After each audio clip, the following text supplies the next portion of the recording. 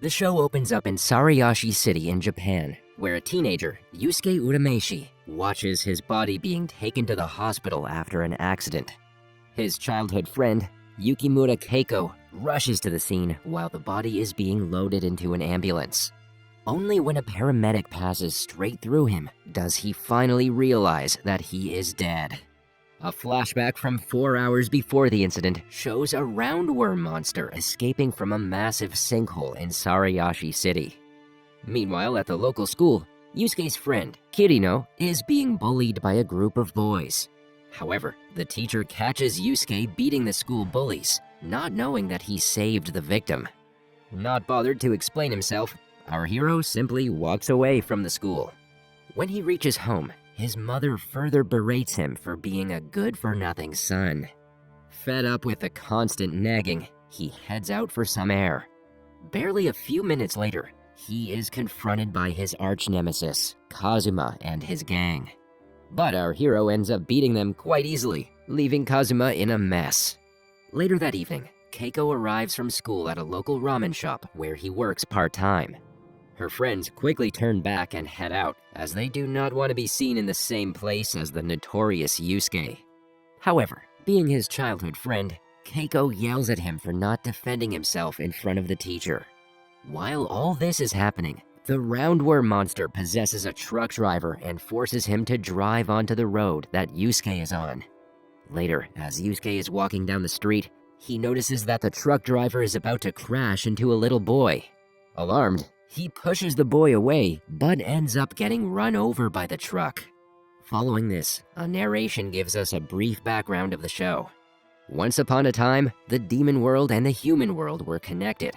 The humans who ventured too close to the demon world were attacked by the malicious spirits called the yokai. With time, the yokai grew bolder and ventured into the human world, attacking anyone they liked. To put an end to the violence, the spirit realm intervened and completely separated the demon and human worlds, or so they thought.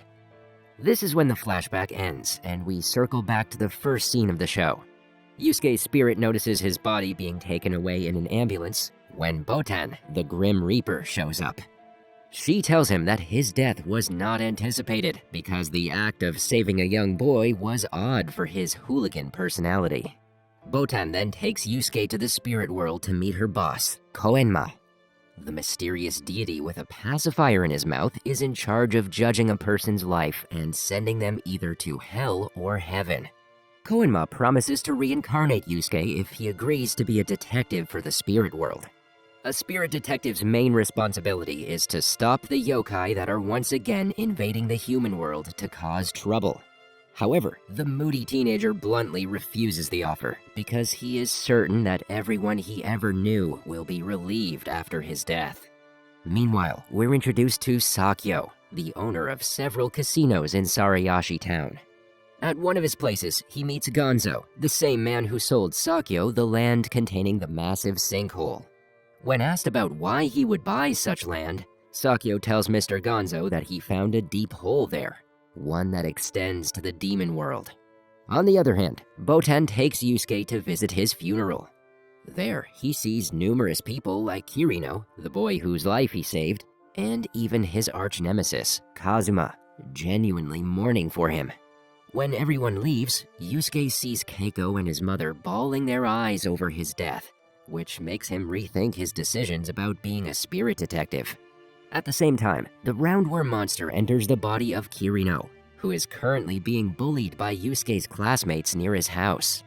While the roundworm makes the victim beat up the bullies, a fire accidentally breaks out in the area and starts consuming surrounding houses. Kazuma and his gang hear the commotion and make their way towards the spot. After a while, Koenma informs Yusuke that a roundworm monster has possessed a human being, and that his home may be threatened. Meanwhile, Yusuke's house is on fire with his dead body still inside. Keiko goes inside the burning home and tries to carry his body out, but everything around her suddenly begins to crumble. Surrounded by smoke and fire, she passes out on the spot. When Yusuke learns of this, he begs Koenma to protect his friend. He becomes so desperate that he promises to do anything in return. Warning him to remain faithful to his words, the deity resurrects Yusuke right before the burning house begins to fall on Keiko. Our hero then quickly wakes up and carries her to safety. After this, he rushes to fight the roundworm monster. Turns out it is soon going to turn the possessed human into a demonic creature. Koenma asks Yusuke to channel his spirit energy to kill the monster, but doesn't precisely explain how due to limited time. By this time, Kirino, the boy possessed by the beast, grows more and more aggressive and animal-like. Worried that he may become a problem, Yusuke engages him in battle. For the first few minutes, he is beaten up by the beast, but then he channels his spirit energy and eventually manages to crush the monster with his bare hands. Back in the spirit world, Koenma tells Botan that he is worried because the inexperienced teenager will now have to fight 3 powerful yokai thieves. We then see these 3 yokais, Hiei, Kuruma, and Goki, demonstrating their respective skills and stealing 3 powerful magical artifacts that belong to the spirit world. The scene then shifts to a playground where Goki steals the souls of little kids and stores them in the Rapacious Orb, one of the 3 artifacts stolen from the spirit realm. On the other hand, Botan and Koenma train our hero, who is struggling to channel his spirit energy through his fingers, a move that he calls Spirit Gun. Just then, they learn about the park incident where the souls of little kids were stolen from their bodies. This alarms the trio, so Yusuke and Botan immediately visit the children at the hospital. There, Botan reveals that the only way to help them is by bringing back their stolen souls from Goki. Yusuke is enraged by the incident, so he decides to attack the yokai without fully preparing himself.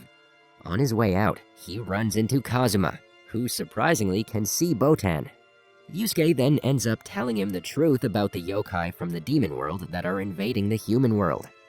But before he can complete his information, Botan drags him out, leaving Kazuma completely bewildered. Soon after, the two meet the kid that Yusuke had earlier saved. The little kid tells him about an incident near his apartment complex. Many of the kid's friends had suddenly dropped on the playground and went lifeless without any explanation. Without further delay, Yusuke immediately heads for the apartment complex and spots Goki leaving with a black, throbbing orb. Goki notices someone stalking him and leaves the orb on the ground as bait. Yusuke runs to grab it, but is quickly attacked by Goki.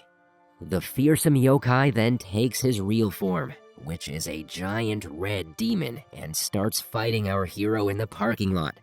Just then, another yokai named Kuruma shows up and watches them from afar. Despite trying his best, Yusuke simply cannot match the physicality of Goki. He attempts to use the Spirit Gun move, but is unable to channel its powers. Suddenly, the little boy from earlier shows up and tries to distract the beast. But this proves to be a bad idea, as Goki uses the orb and immediately snatches the kid's spirit. Taking advantage of the distraction, Yusuke jumps on Goki's neck and uses all his anger to channel the Spirit Gun move.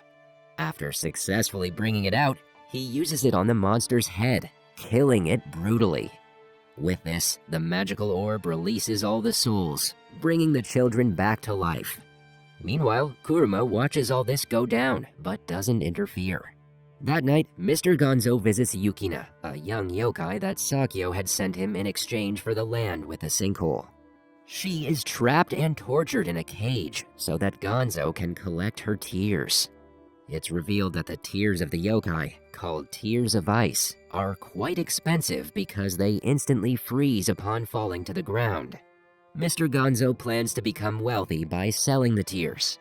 We then see Hiei, who has another stolen artifact, the Shadow Sword, with him. He strikes himself on the forehead with the sword and immediately falls to the ground, screaming in agony. Elsewhere, Kazuma sees Yusuke with Botan and overhears them talking about the third artifact, the Mirror of Darkness. The enigmatic yokai Kuruma possesses the Mirror of Darkness, an artifact so powerful that it grants any wish to the bearer on a full moon night. Later, Yusuke runs into Kuruma on the street and follows him, ultimately arriving at a hospital. Surprisingly, the yokai is here to visit his sick mother, who has only a few months to live. Once outside, Kurama tells Yusuke that he had entered a pregnant woman's body years ago and had been born as a hybrid human yokai child. The woman had taken good care of him, and now he's only returning the favor by using the one wish granted by the mirror. Soon, the night of the full moon arrives, and Botan rushes to the ramen shop, asking Yusuke to hurry. She reveals a hidden secret. Anyone who uses the mirror must sacrifice their life in exchange for the wish. Alarmed, Yusuke reaches the hospital, closely followed by his arch-nemesis, Kazuma. However, they arrive too late, as Kurama has already asked for a wish, and beams of bright light start swirling around the room. Yusuke jumps in, and the two are transported to the underworld. Once caught in the limbo of the underworld, our hero offers half of his own life, along with Kurama's, to save the ailing woman's life. At the same time, Hiei uses the third eye to trace the location of Yukina's tear of ice. He manages to find Gonzo's driver, who's on the way to sell off the tear, and swiftly steals it. When Gonzo learns of this, he becomes enraged as he has suffered a lot of losses lately. He calls Sakyo and decides to terminate the sale of the sinkhole. However, the latter manages to convince Tarukane to come over to his island for negotiations. Here we also see two new yokai, the tall, strong, younger Taguro, and a smaller, older version of him, named Elder Taguro. After retrieving the Mirror of Darkness, Koenma directs Yusuke to find Hiei, who has the last missing artifact. On his directions, Yusuke arrives at the mansion of Tarukane, where Hiei greets him. The two start fighting, wherein Yusuke tries to use the spirit gun, but notices that the yokai is much faster than him. Even without drawing his sword, Hiei effectively manages to beat our hero, but goes away without punishing him further. Elsewhere, Sakyo introduces Mr. Gonzo to the two other investors of their new project, which happens to be some sort of an exclusive club. Sakyo asks for Yukina to be taken inside, but when her cage is brought in, it is revealed to be empty. The guards rush around the island looking for the valuable yokai, but one of them is secretly trying to fly her out to safety. However, the creepy Elder Taguro catches them fleeing and brutally murders the guard. Meanwhile, Yusuke and Kazuma are sent to train with Master Genkai, an ancient female fighter who helps people harness their spirit energy. But the training gets off to a horrible start, as even after several attempts, Yusuke fails to channel his spirit in the form of energy. Frustrated, he questions her methods of training, calling it useless. As a result, Genkai fights the youngster to show him how incompetent he is, even when she's barely using her strength. 14 days pass by, and Yusuke is still not able to channel the spirit energy within himself. Genkai is disappointed in his performance and tells Botan all about it. That night, Yusuke sees Kazuma practicing with a wooden stick relentlessly and wonders what is going on in his head. Kazuma is determined to beat the evil yokai as well as be more powerful than Yusuke. He ends up using the wooden stick with determination and manages to channel the spirit energy, breaking the massive rock. This prompts Yusuke to try harder, and he uses the spirit energy to stand upside down on the tip of his index finger. This finally impresses Genkai, and she teaches him to shoot the spirit gun on command. On the other end of the city, younger Taguro feels a surge of energy flowing from somewhere and decides to visit Genkai. However, the old master senses his arrival beforehand and sends her two pupils back. Before saying goodbye, she gives Yusuke the spirit orb, her most potent weapon. That night, younger Toguro arrives at Genkai's shrine and challenges her to a fight. The old master is no match for him and is eventually killed. After a couple of days, as Yusuke is walking out of a ramen shop, he notices Hiei kidnapping Keiko. Alarmed, he chases after them and eventually finds Hiei sitting by a factory site. The two then engage in a deadly battle until Kurama stops them. He tells Yusuke that the person who kidnapped Keiko was one of Sakyo's demons disguised as Hiei. He then adds that Sakyo has also kidnapped Hiei's sister Yukina and kept both the girls in the same location. Soon enough, they receive an invitation from the shady businessman to come to his island, but the reason for it is unknown. Kazuma joins the trio of Yusuke, Kurama, and Hiei, and we see that they are received by Sakyo's henchmen near the dockyard. On the ship to Kubikukuri Island, Yusuke learns that Sakyo is going to keep Keiko alive only if he manages to defeat the yokai monsters. Karuma then concludes that the wealthy investors have come up with a gladiator-style tournament where they can bid money on the yokai's fate. As soon as they reach the island, Hiei decides to go his own way and fight alone. Meanwhile, Yusuke, Kurama, and Kazuma enter the grounds of Sakyo's mansion together. Soon enough, the trio are greeted by Karasu, a yokai with the power of energy blasts. Kurama decides to take on this challenge and tells the two to move ahead. On the other side of the island, Hiei encounters Bui, a giant yokai with a large axe and heavy armor. Going further inside, Kazuma and Yusuke split as they start looking for the girls. Meanwhile, Karasu's energy bombs overwhelm Kurama, so he decides to take his original yokai form, a white, lightning-fast form with immense power over monstrous plants. This helps him gain the upper hand for a while, but soon he comes back to his human form. Kurama has already spent a lot of energy trying to trap his adversary.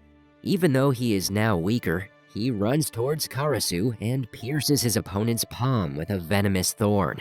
Slowly, numerous plants start to expand their roots inside Karasu's body and pierce the blood vessels, ultimately killing the demon. On the other hand, Hiei starts to punish Bui with his incredible pace and agility.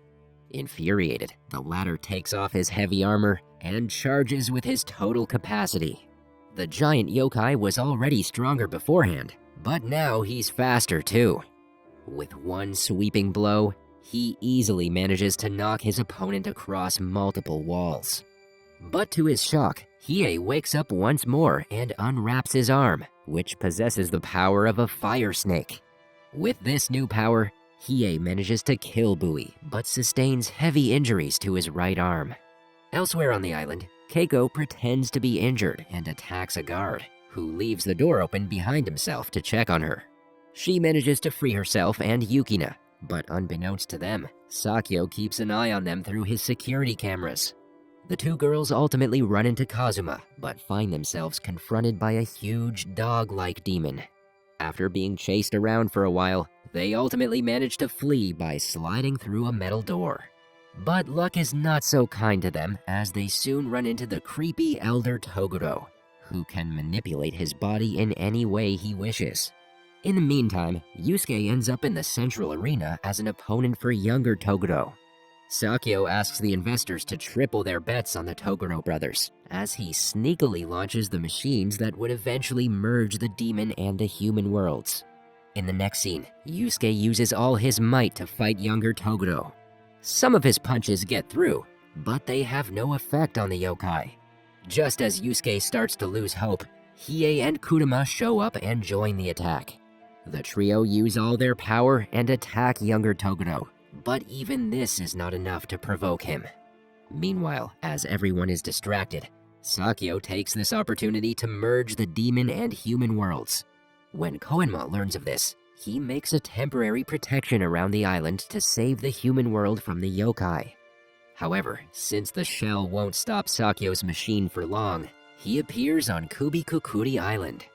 Koenma then strikes a deal with Sakyo, who promises to shut his machine down only if Yusuke and his friends can defeat the Toguro brothers. Meanwhile, after running away from Elder Toguro, Kazuma and the girls end up reaching the main arena, where a fierce battle is going on. Excited by the violence, Elder Toguro reveals how Genkai and younger Toguro were friends when the latter was a human.